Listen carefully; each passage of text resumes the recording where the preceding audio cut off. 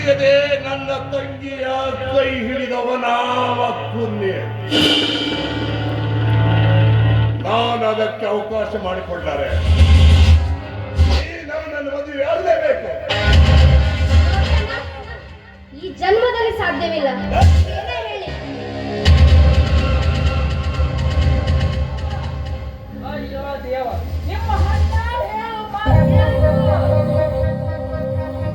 ನನ್ನ ತಂಗಿಯ ತಲೆ ಕೆಡಿಸಿದ ತಿರುಪನ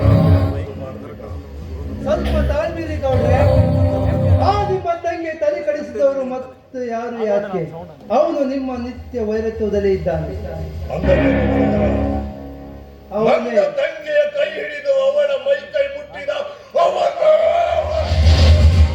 ಅವನೇ ನಿಮ್ಮ ವೈರಿ ಕುಡಿಗಾರ ಬೀರ. ಸಾಧ್ಯವಿಲ್ಲ.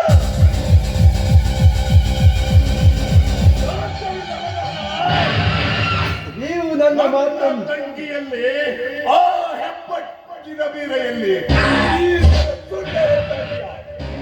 ನೀವು ನನ್ನ ಮಾತು ನಂಬೋದಿಲ್ಲ ಅಂತ ಅವರು ಹಾಡಿ ಒಪ್ಪಿ ನಿಂತಾಗ ಒಂದು ಚಿತ್ರಣ ತೆಗೆದುಕೊಂಡು ಬಂದಿದ್ದೀನಿ.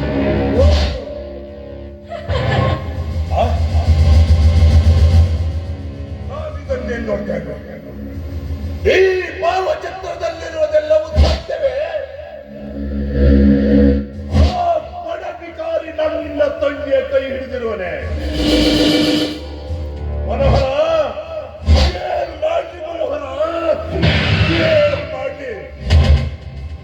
ಅವನನ್ನು ಹಿಡಿದು ಧರಿಸಿ ಅವನ ಮುಂಡದಿಂದ ಮುಂಡವನ್ನು ಬೇರ್ಪಡಿಸಿ ಸಣ್ಣ ಸಣ್ಣ ತುಂಡುಗಳಾಗಿ ಕತ್ತರಿಸಿ 10 ನಲಿನಾಯಿ ಕಾಲಿಗೆ ಹಾಕಲೆ ಅವನ ಮನೆಗೆ ನೀಡಲೆ. ಹೇಳು.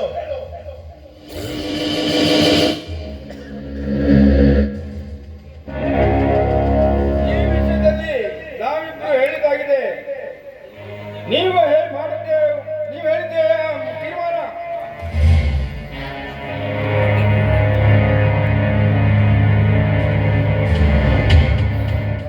ಆಯುಷ್ಯದ ಅವಧಿ ಮುಗಿದಿರೋವನಿಗೆ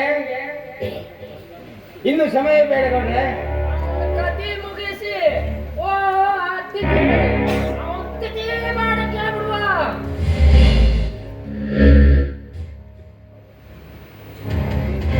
ನೋಡಿಕೊಂಡ್ರೆ ಅವಸರದಲ್ಲಿ ಆಯುಷ್ಯಕ್ಕೆ ಕೈ ಹಾಕಿ ಅವಸಾನ ತಂದುಕೊಳ್ಬೇಡ. ಅವನು ಸಚಿನ ಬಿಟ್ಟು ಬೇರೆ ಮದುವೆ ಆದ್ರೇನಾಯ್ತು? ಆ ಲಕ್ಷ್ಮಿ ನಿನ್ನ ಮನೆ ಸೇರ್ಬೇಕು.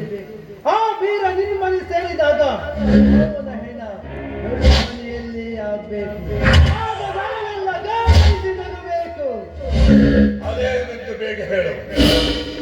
ತಾಳ್ಮೆ ಎಂಬುದು ತಾಳತ್ತೆ ಕಾಳಿಂಗನ ಸರ್ಪದ ಹೆಡೆ ಹತ್ತಿ ನಿಂತಿದೆ. ಆ ಸಚಿನ ಬಿಟ್ಟು ಮದುವೆ ಆದ್ರೆ ಆ ಲಕ್ಷ್ಮಿಯನ್ನ ನಿಮ್ಮ ಮನೆಗೆ ಕರೆಸಿಕೊಂಡು ಆ ಬೀರನ ಕೈಯಿಂದ ಬಾಡಿಗೆ ಕರೆಸಿ ಶಶಿಧರನ್ನು ಕರೆದುಕೊಂಡು ಶಶಿಧರನಿಗೆ ಮದುವೆ ಮಾಡಿದ್ರಾಯ್ತು. ಏನಂತೀರಾ? ಆ ನಿನ್ನ ತಂಗಿಯನ್ನು ಅವರಿಗೆ ಮದುವೆ ಮಾಡ್ತಾರೆ. ನನ್ನ ದ್ವೇಷದ ಸೇಡು ಹೇಗೆ? ಅಲ್ಲ ನೋಡ್ರೆ, ನಮ್ಮ ಆಸೆ ಎಲ್ಲವೂ ಕೈಬಿಡುತ್ತದೆ. ಇದ್ರಾಗ ಏನಾಯ್ತಪ್ಪ ಗೂಡಾಟ? ಒಂಚೂರು ಬಿಡಿಸಿ ಹೇಳ್ತು. ಆ ಲಕ್ಷ್ಮೀ ದೇವಿನ ಮದುವೆ ಆದ ನಂತರ ಅವರು ಹೇಳಿದ ಕೆಲಸವನ್ನ ಎಲ್ಲವನ್ನು ಮಾಡುತ್ತಾ ಹೋಗೋಣ. ಆವಾಗ ನಮ್ಮ ಕಾರ್ಯ ಸಕ್ಸಸ್ ಆಗುತ್ತದೆ. ಗೌಡ್ರ ಕೆಲಸ ಗೌಡ್ರು ಮಾಡಲಿ, ನೀವು ನನ್ನ ಮದುವೆಯ ಕೆಲಸ ನಾವು ಮಾಡ್ತೀನಿ.